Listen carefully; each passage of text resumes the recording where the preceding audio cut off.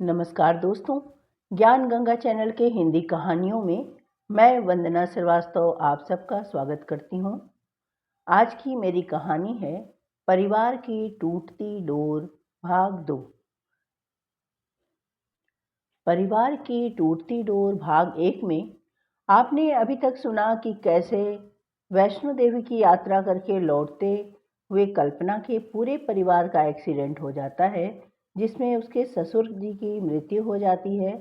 उसके बाद कल्पना कैसे अपने ससुराल वालों को परेशान करने लगती है और कैसे बात बात पर झगड़कर अपने मायके आकर बैठ जाती है। जब इस बार फिर से मायके पहुंचती है तो देखती है कि सभी लोगों को उसकी भाभी गर्मा गर्म भोजन करवा रही हैं। दोस्तों, आपने मेरे चैनल को यदि अब तक सब्सक्राइब नहीं किया है तो जल्दी से सब्सक्राइब कर लीजिए। और कल्पना को देखते ही सबके मुंह से अचानक एक ही बात निकलती है कि कल्पना तुम फिर से। अब आगे फिर से का क्या मतलब है आप लोगों का? कल्पना के ऐसा कहने पर सुरेश जी ने पूछा, क्या हुआ बेटी, कैसे आई हो? तो कल्पना रोते हुए बोली, पापा जी, अब मैं उस घर में दोबारा नहीं जाऊंगी। अगर आपने फिर से भेजने की कोशिश की तो ठीक नहीं होगा, देख लीजिएगा। हाँ, मैं कह देती हूँ, कहकर वह रोने लगी। लेकिन बेटी, बात क्या हुई? फिर से कोई लड़ाई झगड़ा हुआ क्या? बस लड़ाई झगड़ा नहीं, मनीष ने तो मुझ पे फिर से हाथ उठाया। सारा सारा दिन का काम करके रात को थक कर जब मैं सोती हूँ, अगर सुबह देर से उठ गई तो इसमें क्या हो गया? आखिर उन लोगों को क्या परेशानी है? सुबह सुबह आवाज़ देनी शुरू कर दी, नाश्ता बनाओ नाश्ता बनाओ। क्या मैं उन लोगों के घर की नौकरानी हूँ जो उनके घर का ऑर्डर हर समय मानती रहूं? यह बात सुनते ही उसकी भाभी रानी बोली, अरे कल्पना, इतनी छोटी सी बात पर तुम यहाँ चले आई? अरे नाश्ता ही तो बनाना था तो बना देती ना। सुनते ही कल्पना की माँ तृप्ति जी गुस्से से बोली, तुम तो रहने ही दो बहू, अंदर जाकर खाना पकाओ और ज़्यादा दखल न दिया करो। कल्पना बेटी, तू यहाँ मेरे पास सोफे पर बैठ। तेरे पापा से बहुत बड़ी गलती हो गई जो अखिलेश जी के कहने पर तुझे वहाँ वापस भेज दिया। कल्पना रोते हुए बोली, माँ, लगता है कि मैं पागल हूँ जो बार बार मुंह उठाकर यहाँ चली आती हूँ। यहाँ किसी को तो मेरी कोई फिक्र है ही नहीं। जब देखो भाभी भी मुझे ही बोलती रहती हैं। बेटा, यह तू कैसी बातें कर रही है? सुरेश जी उसके आंसू पोंछते हुए बोले। तो कल्पना बोली, आपको क्या पता पापा जी, सारा सारा दिन मैं घर का कितना काम करती हूँ, यही सोचकर कि किसी तरह से मेरा घर बस जाए। लेकिन वे लोग तो घर बसाना ही नहीं चाहते। ऐसा लगता है कि उस घर में मेरी कोई ज़रूरत ही नहीं है। बेटी, कोई ज़रूरत नहीं है किसी काम को हाथ लगाने की। तू मेरी बेटी है, किसी घर की नौकरानी नहीं जो सारी उम्र उनकी गुलामी करती रहेगी। तृप्ति देवी ने कहा। तो कल्पना बोली, बस अब मैं कुछ नहीं जानती, मैं तो उन पर केस करके ही दम लूँगी। अब मैं किसी के कहने पर वहाँ नहीं जाने वाली। वहाँ लोग तो यह बार बार यही सोचेंगे ना कि पहले तो सीना चौड़ा कर कर आकर अपनी बेटी को ले जाते हैं और उसके बाद खुद ही उसे वापस छोड़ने आ जाते हैं। इस तरह तो सारी उम्र वे मुझे और मुझ पर अपना हुक्म ही चलाते रहेंगे ना। बेटी, तू चिंता मत कर, अब वही होगा जो तू चाहेगी, सुरेश जी ने कहा। यह सुनते ही कल्पना भड़क उठी। बस पापा, मैं कैसे भरोसा करूं आप पर? हमेशा आप यही कहते हैं, लेकिन फिर से मुझे उस नर्क में भेज देते हैं। नहीं बेटी, अरे तू कैसी बातें कर रही है? इस बार तो मैं उन लोगों को छोड़ूंगा नहीं, सुरेश जी ने गुस्से भरे स्वर में बोले। तृप्ति देवी ने कहा, मैं तो कहती हूँ कि कोर्ट केस करो उन लोगों के खिलाफ और ऐसी ऐसी धाराएं लगवाओ कि वह जेल में सड़ते ही रहें। अकल ठिकाने आ जाएगी उन लोगों की।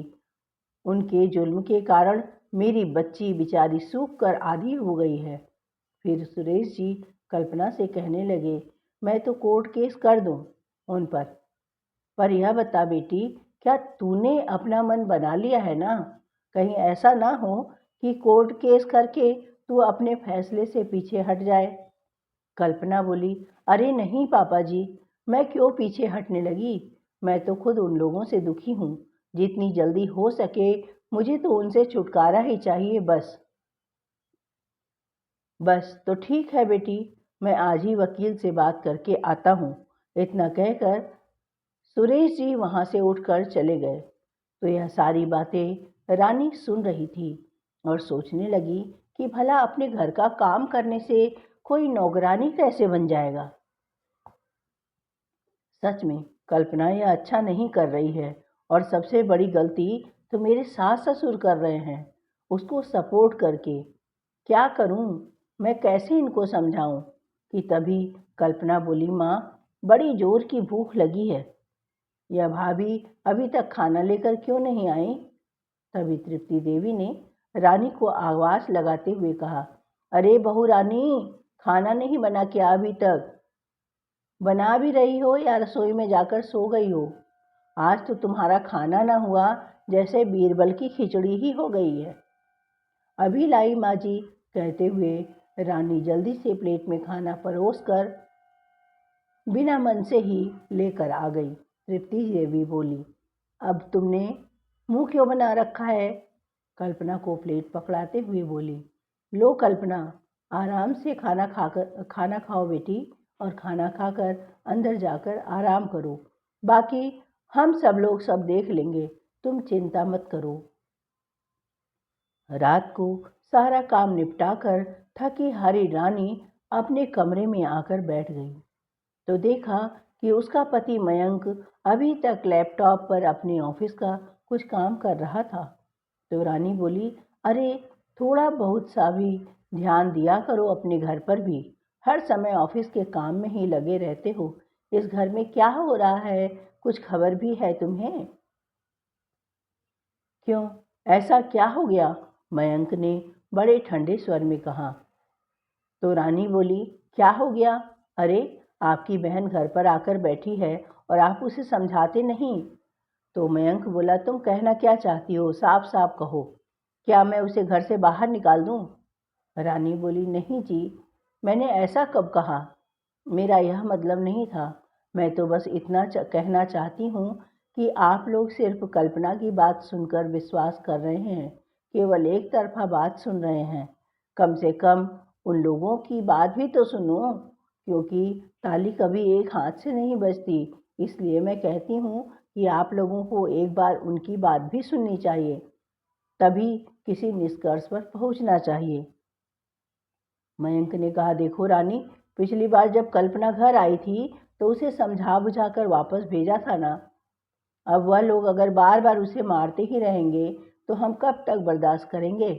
तो रानी ने उसे समझाते हुए कहा, मैं तो केवल इतना कहना चाहती हूँ जी कि उसके पति मनीष को हम सभी अच्छी तरीके से जानते हैं।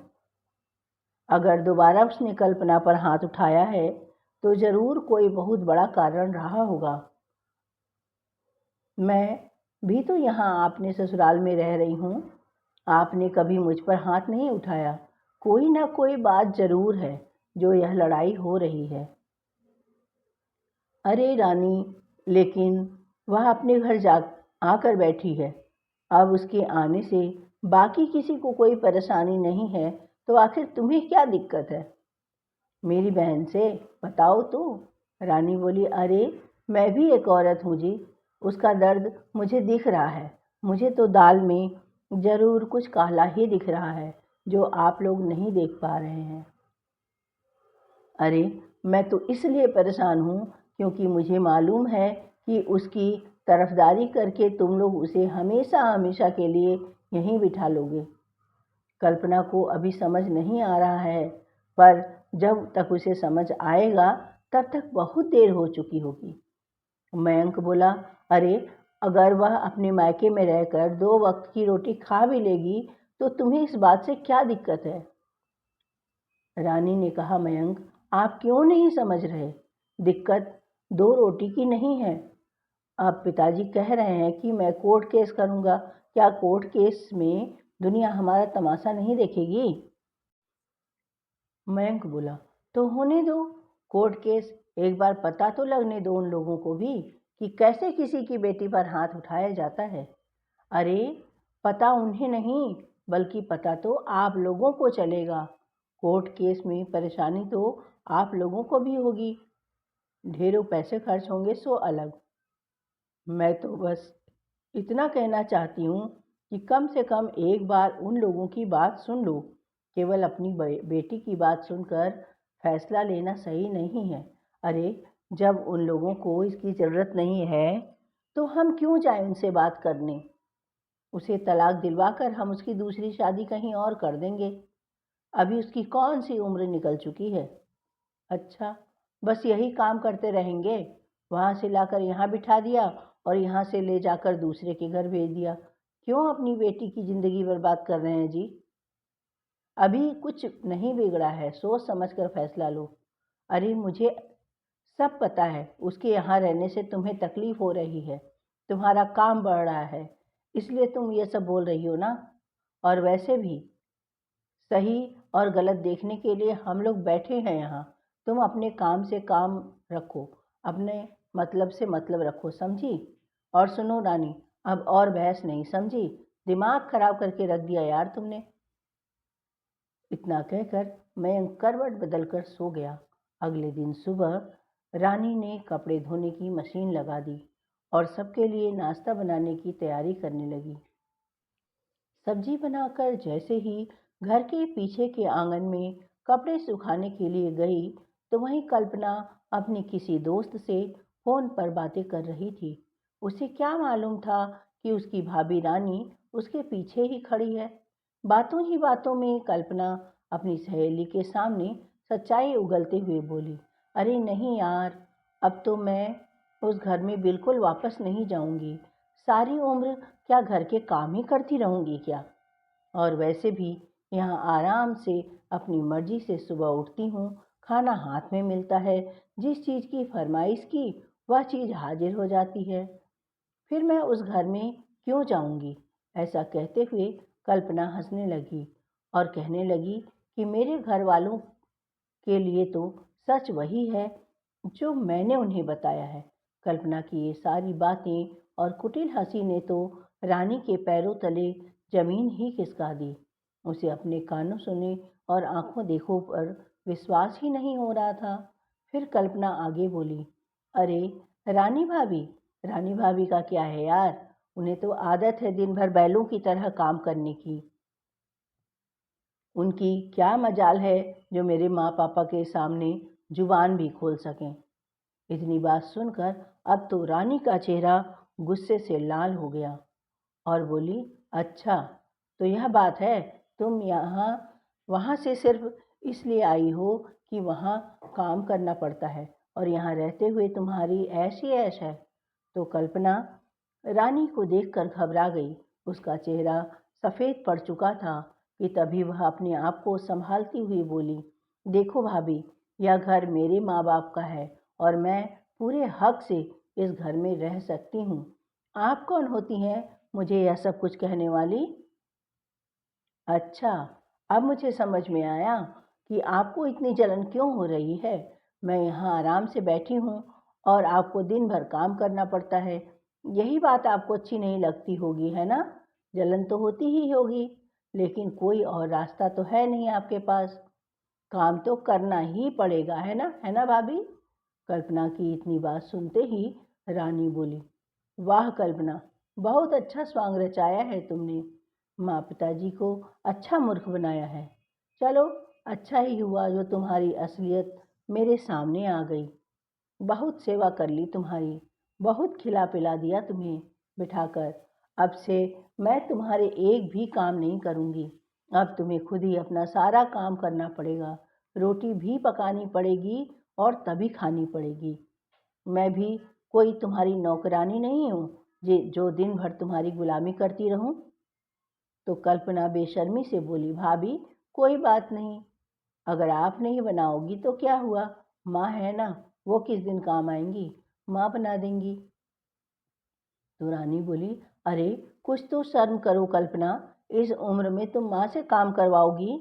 जानती भी हो तुम्हारी वजह से माँ पापा जी कितने परेशान हैं, और तुम अपना घर अपने हाथों से उजाड़ कर यहाँ बैठी हो। फिर कल्पना ने कहा, अच्छा भाभी, मैं अपना घर उजाड़ कर बैठी हूँ तो कम से कम आप तो अपना घर संभालो। जाओ जाओ, जाकर अपना काम करो। रानी बोली, हाँ हाँ, मैं तो अपना घर संभाल ही रही हूँ। तुम्हारी तरह हर 2 दिन बाद अपना बैग उठाकर अपने मायके नहीं चली जाती। अब यह बात हो ही रही थी कि मयंक वहाँ आया और बोला, ये क्या हुआ रानी, इतनी जोर जोर से क्यों चिल्ला रही हो? क्यों, तुम मेरी बहन को परेशान कर रही हो? जब देखो बिना मतलब के उसके पीछे पड़ी रहती हो। रानी बोली, अच्छा जी, मैं आपकी बहन को परेशान कर रही हूँ? मैं जब से यहाँ आई हूँ तब से इसकी हरकतें देख रही हूँ। रानी ने कहा, अच्छा, तो क्यों ना हो परेशानी? क्या मैं तुम्हारी नौकर हूँ जो सारा सारा दिन इस घर में अकेले ही काम करती रहूँ? अगर तुम्हारी बहन इस घर में रहेगी तो मेरे साथ घर का सारा काम करवाएगी, वरना यह यहाँ नहीं रह सकती। ये जाए यहाँ से अपने घर। इतना सुनते ही मयंक ने कहा, इसका फैसला करने वाली तुम कौन होती हो कि कौन इस घर में रहेगा और कौन जाएगा? कहते हुए मयंक ने अपनी पत्नी रानी को एक थप्पड़ लगा दिया। यह देखकर कल्पना बोली, अरे भाई, एक थप्पड़ से तुम्हारी पत्नी नहीं सुधरने वाली, कम से कम 2-4 तो इसे लगने ही चाहिए, तभी होगा इसका दिमाग ठंडा। तो मयंक अपनी पत्नी रानी से बोला, अगर इस घर में तुम्हें रहना है तो चुपचाप रहो, और शांति बनाकर रख सकती हो तो ठीक है, वरना निकल जाओ मेरे घर से। अपने पति का ऐसा रूप देखकर रानी आंखों में आंसू लिए हैरानी से खड़ी होकर कभी मयंक को देखती तो कभी कल्पना को घूरती, लेकिन अब उसने भी तय कर लिया था कि वह इस घर में एक नौकरानी की हैसियत से नहीं रह सकती। वह अब कल्पना को सबक सिखाना चाहती थी, उसकी सच्चाई सबके सामने लाना चाहती थी। इसलिए वह अपने कमरे में जाकर अपना सामान पैक करने लगी।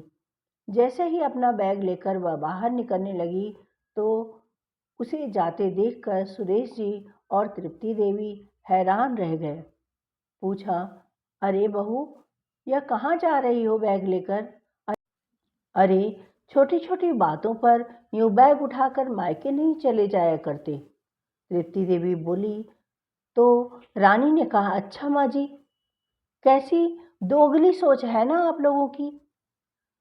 आज आपको यह छोटी सी बात लग रही है। क्यों? क्योंकि मैं आपकी बहू हूँ इसलिए। और जब बात अपनी बेटी पर आती है तब आपके यह विचार कहाँ चले जाते हैं? तो सुरेश जी बोले, लेकिन बेटी, बात क्या हुई यह तो बताओ। देखिए पापा जी, ज़्यादा बात तो मैं नहीं करूँगी, लेकिन इतना ज़रूर कहूँगी कि अब इस घर में मैं नौकरानी बनकर नहीं रह सकती। सच्चाई क्या है ये आप अपनी बेटी से पूछिए कि यहाँ आकर वह क्यों बैठी है, उसके पीछे का क्या राज है, क्या छुपाया है इसने आप सबसे। जिस दिन आपको सच्चाई मालूम हो जाएगी उस दिन आपके पैरों तले जमीन खिसक जाएगी। इधर कल्पना डर रही थी कि कहीं उसकी भाभी उसकी पोल न खोल दें, कि तभी कल्पना चीख कर बोली, हाँ हाँ, मुझे पता है कि मेरे यहाँ रहने से ही आपको दिक्कत है ना? लो, मैं अभी अपने आप को ख़त्म कर लेती हूँ, फिर मिल जाएगी आपको शांति। घर में कलह इस कदर बढ़ते देख सुरेश जी बोले, अच्छा, तो तुम्हें हमारी बेटी से दिक्कत है? कोई बात नहीं बहू, मुझ पर मेरी बेटी बोझ नहीं है, जिसे जाना हो वह यहाँ से जा सकता है। सुनकर रानी का मन बहुत दुखी हुआ। तो रानी बोली, अरे, मुझे आपकी बेटी से कोई परेशानी नहीं है, बल्कि वह तो अपने आप में ही एक परेशानी है। अरे, माँ बाप तो अपनी बेटी को समझाया करते हैं, उसका घर बसाने की सोचते हैं कि बेटी की कोई बात नहीं, छोटी छोटी बातें घर में होती रहती है, लेकिन यहाँ यहाँ तो आप ही उसका घर उजाड़ने में लगे हुए हैं, और उसके घर के साथ साथ मेरा भी घर उजड़ रहा है, कहकर रानी रोने लगी।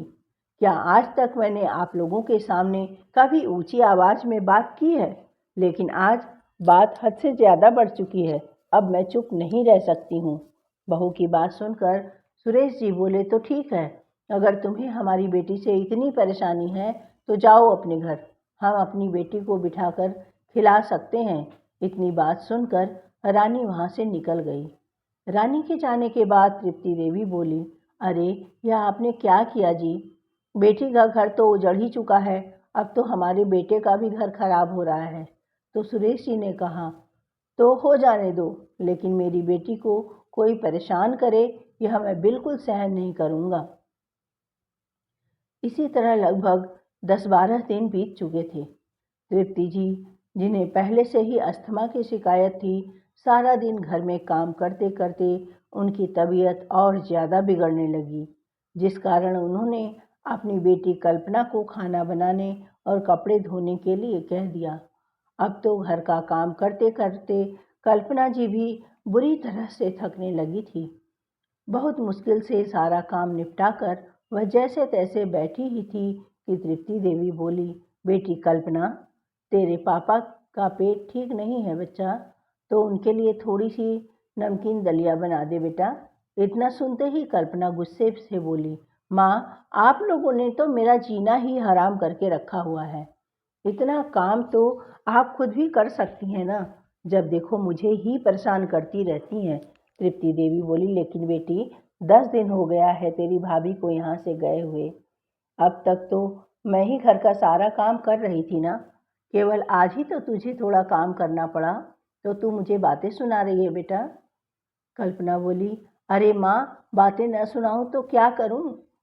थक गई हूँ मैं इस घर में काम करते करते। उसकी माँ बोली, ठीक है बेटी, थोड़ी देर आराम कर ले, उसके बाद जाकर बना देना, ठीक है ना? तो कल्पना गुस्से से चिल्लाते हुए बोली, सुबह से आप भी तो आराम ही कर रही हैं ना, तो आपसे जरा सी नमकीन दलिया भी नहीं बनाई जाती क्या? तृप्ति देवी बोली, अरे बेटी, आज मेरी तबीयत ठीक नहीं है, अगर ठीक होती तो मैं ही बना लेती। बहुत कमजोरी महसूस हो रही है बेटा, इसीलिए तुझसे कह रही हूँ। अरे नमकीन दलिया ही तो बनानी है, कोई पहाड़ नहीं तोड़ना। कल्पना बोली, थोड़ा सा चल फिर लोगी तो कोई आफत नहीं आ जाएगी माँ। कि तभी सुरेश जी बाहर से आए और बोले, अरे कल्पना बेटी, मेरे लिए एक गिलास पानी तो गर्म करके दे देना, मुझे दवाई खानी है। और हाँ, यह मेरा सफ़ेद शर्ट भी प्रेस कर देना बेटा, मुझे ज़रा बाहर जाना है। ऐसा कहते हुए सुरेश जी ने अपने कपड़े कल्पना को दे दिए, लेकिन काम करने की बात सुनते ही कल्पना गुस्से से फूट पड़ी। जिसे देखो दिन भर कल्पना कल्पना कल्पना के नाम की रट लगाए रहता है। अरे 5 मिनट भी चैन से नहीं बैठने देते हैं मुझे आप लोग। सुबह से पूरे घर का काम कर करके थक गई हूँ। अरे बेटी, यह तू कैसी बात कर रही है? तेरी माँ की तबीयत ठीक नहीं है, इसीलिए तो तुझे कह दिया काम करने को। सुरेश जी ने कल्पना से लाड लड़ाते हुए कहा। तो अपने पिता की इतनी बात पर भी कल्पना ने स्पष्ट तौर पर कह दिया कि अब मैं घर का कोई काम नहीं करूँगी, और फिर अपने पिता की सफ़ेद शर्ट अपनी माँ के मुंह पर फेंकते हुए बोली, लो पकड़ो इसे, मुझसे नहीं होगा प्रेस रेस, समझी? और झल्लाते हुए अपने कमरे में सोने चली गई। अपनी बेटी का यह व्यवहार देखकर सुरेश जी और तृप्ति जी दोनों आंखें फाड़े फाड़े वहीं खड़े रह गए। सुरेश जी बोले, अरे तुम्हारी बेटी का दिमाग खराब हो गया है क्या, जो इस तरह से हमसे बातें कर रही है? अरे हमने तो आज तक कभी उसे ऊंची आवाज में बात नहीं की थी। इतना प्यार दिया था हमने अपनी बेटी को, और अब बहू के जाने के बाद यह हमारे साथ इतना बुरा बर्ताव कर रही है। तो तृप्ति देवी बोली, अरे इसी के कारण हमारी इतनी अच्छी बहू भी नाराज होकर अपने मायके चली गई है। उसके माँ बाप को एक बार फ़ोन तो करके देख लेते हैं, क्या पता वह वापस ही आ जाए। तो सुरेश जी बोले, क्या करूं तृप्ति, किस मुंह से उसे फ़ोन करूं? जो गलती उसने की ही नहीं, उसकी सजा वह भुगत रही है। वो बेचारी, चारों ओर से परेशानी ही परेशानी है। तृप्ति, समझ नहीं आता क्या करूं। इधर यह परेशानी है तो दूसरी ओर कोर्ट केस में वकील इतना पैसा मांग रहे हैं कि अब तो जेब भी खाली होने लगी है। कितने ही लोगों से सलाह ले चुका हूँ, सबने यही कहा है कि अपनी बेटी को समझा बुझाकर उसके ससुराल भेज दो। न जाने किसकी नज़र लग गई है हमारे घर को। अच्छे भले हंसी खुशी से हम लोग रह रहे थे। जब से ये कल्पना लड़ झगड़ कर यहाँ आई है तब से हमारे घर की शांति ही खत्म हो गई है। मयंक भी अब बहू के जाने के बाद से देखो ना कैसा बुझा बुझा ही रहता है। तृप्ति जी, अब तो मुझे लगता है कि हमने अपनी बेटी को यहाँ लाकर कोई गलती कर दी है। जिस तरह से यह कैंची की तरह जुबान चलाती है ना, मुझे तो यही लग रहा है कि सारा कसूर इसका ही निकल कर आएगा। मैं जाकर गांव के मुखिया जी से बात करता हूँ, देखता हूँ कि वे क्या कहते हैं। इतना कहकर सुरेश जी अपने बेटे मयंक को साथ लेकर मुखिया जी के पास गए और सारी बात बताते हुए बोले, कोर्ट केस में मैं हाथ तो फंसा बैठा हूँ मुखिया जी, लेकिन अब वकील मुंह खोलकर पैसे मांग रहे हैं। इतना पैसा मैं कहाँ से लाऊं? तो मुखिया जी बोले, अरे भाई, यह केस वेस सब छोड़ो, अपनी बेटी को उसके ससुराल भेज दो। अरे मुखिया जी, यह कैसी बातें कर रहे हैं? वह लोग फिर उसे मारना शुरू कर देंगे तो? मुखिया जी बोले, ऐसी बात नहीं है, मुझे तो स्पष्ट तौर पर तुम्हारी गलती नजर आ रही है। अरे गलती कैसे हो गई? अपनी बेटी को मार खाते देख कोई माँ बाप कैसे सहन कर सकता है? तो मयंक बोला, जरा सी लड़ाई ही तो हुई थी कि पिताजी ने कल्पना को लाकर घर में बिठा दिया। किसी की सुनते ही कहाँ है पिताजी? तो मुखिया जी बोले, अच्छा बेटा मयंक, अगर तेरे पिता किसी की नहीं सुनते तो तूने क्या किया? तूने भी तो अपनी पत्नी को मार पीट कर भगा दिया। यह बात सुनकर मयंक की नज़रें नीची हो गई। तो मुखिया जी बोले, और भाई सुरेश, अब तुम ही देख लो, साक्षात अन्नपूर्णा जैसी तुम्हारी बहू जो दिन रात तुम्हारी सेवा करती थी, उसे भी उसने नहीं छोड़ा। तुम्हारी बेटी ने 4 दिन में ही अपने भाई भाभी में फूट पड़वा दी। उसने तो अपने ससुराल वालों का क्या हाल किया होगा। और वैसे भी मनीष की माँ और उसके परिवार को मैं अच्छी तरीके से जानता हूँ, बहुत अच्छे लोग हैं वो। लेकिन मुखिया जी, अब आप हमें ही सही सलाह दीजिए कि आगे हमें क्या करना चाहिए। तो मुखिया जी बोले, मेरी तो यही सलाह है कि सबसे पहले अपनी बेटी को समझाओ कि उसके ससुराल में कैसे रहना चाहिए, क्योंकि सारी गलती उसकी ही है, और उसे अच्छी सीख देकर उसके ससुराल लेकर जाओ। यह सुनकर सुरेश जी बोले, अरे लेकिन मैं उन लोगों से कैसे नजरें मिलाऊंगा? अरे सुरेश भाई, नजरें तो मिलानी ही पड़ेंगी और उनसे माफ़ी भी मांगनी पड़ेगी। आखिरकार बेटी तुम्हारी है और बेटी का घर बसाने और उजाड़ने में माँ बाप का ही सबसे बड़ा हाथ होता है। और हाँ, एक बात और, जाकर अपनी बहू से भी माफ़ी मांगो और उसे ससम्मान अपने साथ अपने घर वापस लेकर आओ। मुखिया जी से बात करके सुरेश जी जैसे ही अपने घर में वापस आए तो उन्होंने देखा कि उनकी बेटी कल्पना गार्डन में खड़ी किसी से फ़ोन पर बात कर रही थी और कह रही थी कि यार, उस दिन तो मैं बाल बाल बच गई, जब उस दिन मैं तुझसे बता रही थी ना कि मैंने अपने घर वालों को कैसे उल्लू बनाया हुआ है और रानी भाभी के बारे में तुझसे गलत बोल रही थी। तो पता है तुझे, रानी भाभी ने मेरी सारी बातें सुन ली थी और घर में तो हंगामा ही हो गया था।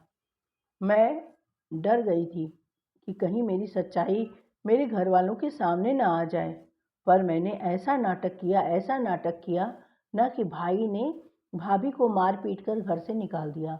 और पता है तुझे, वो माँ पापा जी की बड़ी चहेती बनती थी ना, उस दिन तो पापा जी ने भी भाभी को बहुत सुनाया, मज़ा ही आ गया। पर उनके जाने के बाद बेचारी माँ को बहुत काम करना पड़ रहा है। तुझे तो पता ही है, काम न करना पड़े इसीलिए तो मैंने ससुराल वालों को छोड़ दिया। तो क्या यहाँ आकर मैं काम करूँ? कहकर वह जोर जोर से हंस रही थी। उसकी सारी बातें उसके पीछे खड़े उसके भाई और पिताजी सुन रहे थे। मयंक और सुरेश जी यह सब बातें सुनकर एक दूसरे का मुंह देखने लगे कि तभी सुरेश जी ने उसे खींचकर 3-4 तमाचे बिना रुके कल्पना के गाल पर जड़ दिए कि तभी तृप्ति देवी भी शोर सुनकर वहां आ गई और कल्पना को अपनी ओर खींचते हुए बोली, यह क्या किया जी आपने? अपनी ब्याहता बेटी पर हाथ उठा दिया। तो सुरेश जी बोले, तुम पूछ रही थी ना कि मुखिया जी ने क्या कहा। मुखिया जी ने भी यही कहा है कि गलती तुम्हारी बेटी की ही है, जिसकी वजह से 2-2 घर उजड़ रहे हैं। और यह बात तब और साफ हो गई जब तुम्हारी बेटी की करतूत हमने और मयंक ने अपने कानों से इसे किसी से सारी बात कहते सुना है और सच्चाई उगलते सुना है। अरे आखिर हमारी परवरिश में तृप्ति ऐसी कहाँ कमी रह गई थी? हमारी लक्ष्मी जैसी बहू जो निर्दोष है, हमने उसे तक घर से निकलने पर मजबूर कर दिया। वो बिल्कुल ठीक कह रही थी कि पिताजी, जिस दिन आपके सामने सच्चाई आएगी तो आपके पैरों तले जमीन खिसक जाएगी। कल्पना की सच्चाई अब सबके सामने थी।